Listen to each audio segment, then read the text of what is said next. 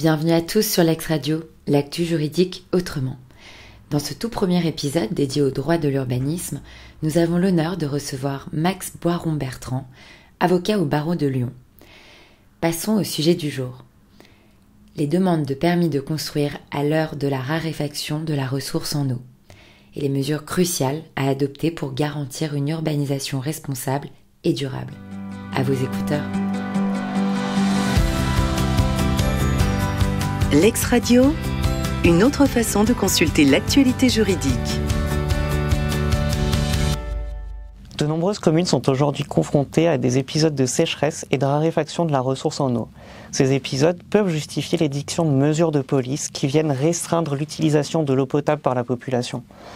On peut interdire le remplissage des piscines, le nettoyage des voitures, l'arrosage du jardin, etc. Les administrés peuvent venir s'accommoder de ces mesures, mais en revanche peuvent mal comprendre la délivrance de permis de construire pour la réalisation de projets importants. Effectivement, on peut parfois mal comprendre la délivrance d'un permis de construire pour la réalisation de 50 logements nouveaux, alors qu'on n'a pas assez d'eau pour alimenter une commune existante. Dans ce cadre-là, les élus peuvent s'interroger. Est-ce que je suis obligé de délivrer un permis de construire pour laquelle on m'a présenté une demande ?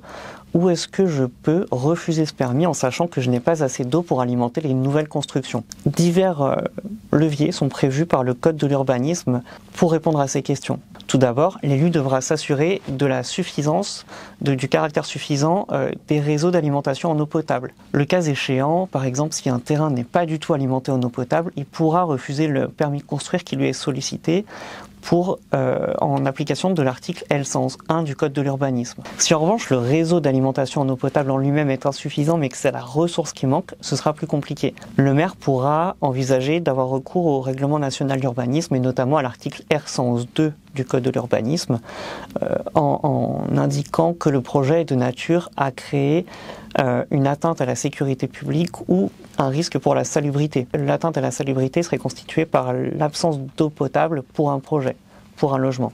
On comprendra assez facilement que le risque d'atteinte à la salubrité sera constitué par l'absence d'eau potable pour un projet de construction de logement. Le risque d'atteinte à la sécurité publique pourra, lui, être constitué par exemple, l'exposition du projet à un risque d'incendie et l'indisponibilité de la ressource en eau pour y faire face. C'est notamment le cas de beaucoup de communes du sud de la France qui sont concernées par un règlement de défense extérieure contre l'incendie. Et dans ce cadre-là, qui peuvent vouloir faire application de ce règlement. Même s'il s'agit d'une législation différente de celle du Code de l'urbanisme, qui en principe ne trouve pas à s'appliquer aux demandes de permis de construire, elle révèle toutefois l'existence d'un risque, un risque d'incendie. Mais le Conseil d'État en 2019 a rendu un arrêt qui est venu préciser les conditions d'application de l'article R111.2 du Code de l'urbanisme, rendant le refus de permis de construire plus difficile. Effectivement, on ne peut pas refuser de prime abord la demande de permis de construire, on doit d'abord s'assurer qu'on ne peut pas délivrer le permis en l'assortissant de prescriptions spéciales. C'est ce qui rend un petit peu plus difficile le maniement de l'article R111.2 du Code de l'urbanisme. On doit vraiment vérifier qu'on ne peut pas délivrer le permis en l'assortissant de prescriptions.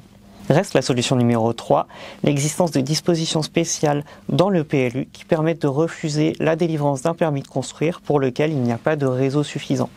Un refus de permis de construire pourra en revanche donner lieu à d'autres contentieux, un contentieux en annulation mais des contentieux indemnitaires, dans la mesure où s'il est illégal, l'illégalité du refus peut donner lieu à indemnisation et si le refus est légal, on peut s'interroger sur la légalité du classement de la parcelle, si elle est classée en zone urbanisée, dans la mesure où l'un des critères de classement en zone urbanisée est l'existence de réseaux, et notamment de réseaux de desserte d'alimentation en eau potable. Lex Radio, une autre façon de consulter l'actualité juridique.